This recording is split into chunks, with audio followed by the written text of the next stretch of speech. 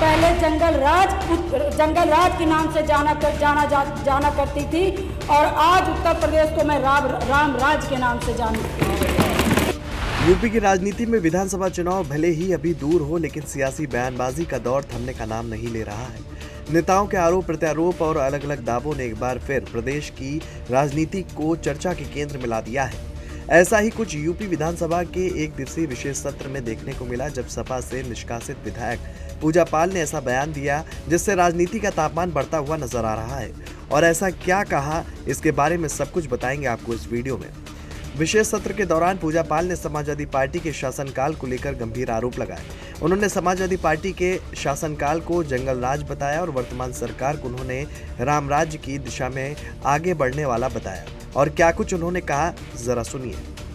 याद दिलाना चाहूंगी कि मैं ये जरूर बताना चाहती हूँ कि मैं उत्तर प्रदेश को पहले जंगल राज के नाम से जाना करती थी और आज उत्तर प्रदेश को मैं राम राज के नाम से जानती हूँ। इसलिए क्योंकि जब पहले उत्तर प्रदेश में समाजवादी की सरकार थी तो हजारों ऐसी घटनाएं होया करती थी जो उत्तर प्रदेश की आम जनता आज भी भूल नहीं पाई है। बेटियों के ऊपर जो अत्याचार होया करता था वो आज भी बहन बेटियां भूल नहीं पाई हैं। उनके साथ जो बर्बरतापूर्ण व्यवहार किया जाता था और बहन बेटियों की जो हत्याएं की जाती थी, उनके साथ बलात्कार किया जाता था। जब मामला पुलिस और प्रशासन और थाने में जाता था तब भी उनकी वहां सुनवाई नहीं होती थी और सुनवाई सिर्फ इसलिए नहीं होती थी कि उत्तर प्रदेश में समाजवादी की सरकार होया करती थी और जितने भी अपराध होया करते थे समाजवादी के गुंडे उसमें लिप्त होया करते थे। और उसके बाद जब मामला कोर्ट तक पहुंचता था तब भी उन बिचारी महिलाओं को न्याय नहीं मिलता था और कोर्ट में मान लीजिए न्यायाधीश के द्वारा न्याय मिल भी जाता था अध्यक्ष जी, तो जो समाजवादी के जो मुखिया हैं उनको बड़ा कष्ट होता था, उनको कष्ट होता था। और जब वहां कोर्ट से न्याय मिलता था तो वो ये कहते थे कि लड़के हैं, लड़कों से अक्सर गलतियां हो जाया करती हैं। तो सुना आपने कि कैसे उन्होंने एक के बाद एक सपा सरकार पर आरोपों की झड़ी लगाई है और उनके इस बयान से न सिर्फ सदन का माहौल गर्मा गया बल्कि राजनीतिक गलियारों में भी हलचल पैदा करने का काम किया है। इसी मुद्दे पर जब मीडिया ने कैबिनेट मंत्री ओम प्रकाश राजभर से सवाल पूछा तो उन्होंने पूजा पाल के समर्थन में बयान देते हुए सपा पर तीखा हमला बोला।